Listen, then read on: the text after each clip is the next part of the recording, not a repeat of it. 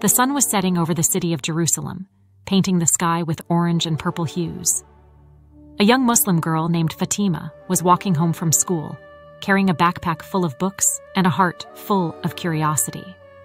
She loved learning about different cultures and religions, and she often visited the library to read books on various topics.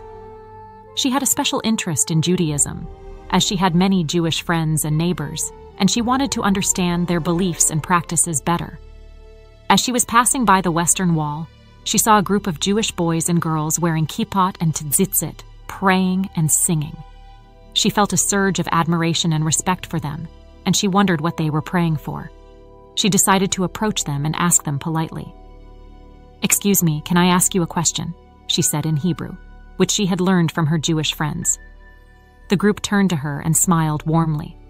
They recognized her as one of their classmates from school. They welcomed her and invited her to join them. "Sure, what do you want to ask?" one of them said. "I want to ask you about your eschatology, your beliefs about the end of days. I have read some books on it, but I want to hear it from you. What do you believe will happen in the future?" she asked. The group looked at each other and nodded. They were happy to share their views with her. They explained that they believed in a future redemption, where God would send the Messiah, a descendant of King David, who would restore the kingdom of Israel and bring peace and justice to the world.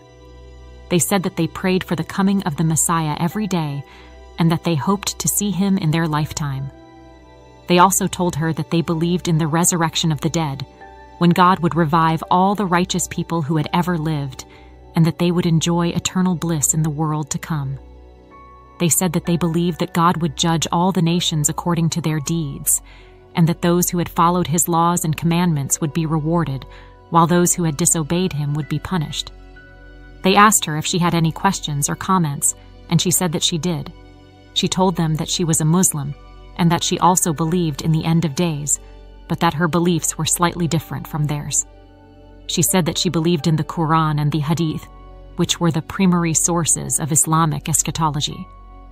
She said that they described the events and signs of the Day of Judgment, when all humans would be resurrected and judged according to their deeds and words. She also told them that there was a particular hadith that she found challenging, which spoke of a conflict between Muslims and Jews in the end times, involving hiding behind stones and trees, except for the 𝙈𝙁 tree, which was said to protect the Jews. She said that she did not understand the meaning or the purpose of this hadith, and that she did not agree with those who used it to justify hatred and violence against Jews. She said that she believed that God created humans in diversity and dignity, and that the best among them were those who were most righteous and compassionate. She said that she respected and protected the rights and freedoms of people of other faiths, and that she cooperated with them in matters of justice and peace. The group listened to her attentively and respectfully. They said that they appreciated her honesty and sincerity, and that they understood her dilemma.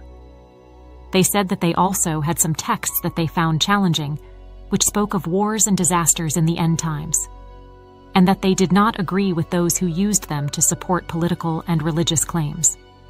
They said that they believed that God created humans in his image and likeness, and that the purpose of life was to love God and to love one's neighbor as oneself. They said that they were a light unto the nations, and that they sought the welfare and the peace of the world. They thanked her for sharing her views with them, and they hugged her warmly. They said that they were glad to have her as a friend and a sister, and that they hoped to learn more from her. They said that they believed that the seemingly conflicting narratives in Islamic and Jewish eschatology could be reconciled by considering their context, interpretation, and application, and by focusing on the common values and goals that they shared, such as compassion, justice, and unity. They said that understanding each other's perspectives could pave the way for harmonious coexistence by fostering mutual respect, appreciation, and collaboration. They said that this was not only possible but also necessary for the sake of God and humanity. They invited her to join them for dinner at one of their homes, and she accepted gladly. They walked together, holding hands and singing songs of praise and gratitude. They felt a bond of friendship and faith that transcended their differences and united them in their shared humanity. They looked at the sky and saw a bright star shining above them. They wondered if it was a sign of the coming of the Messiah or the Mahdi or both. They prayed that God would hasten their arrival and that they would witness the dawn of a new era where peace and harmony would prevail. They smiled and said, Amen. How will they face the oppressors who threaten their faith and community? Hi, I'm Olivia, and I am narrating this story, which has been scribed by Gino DiCaprio. We thank you for listening.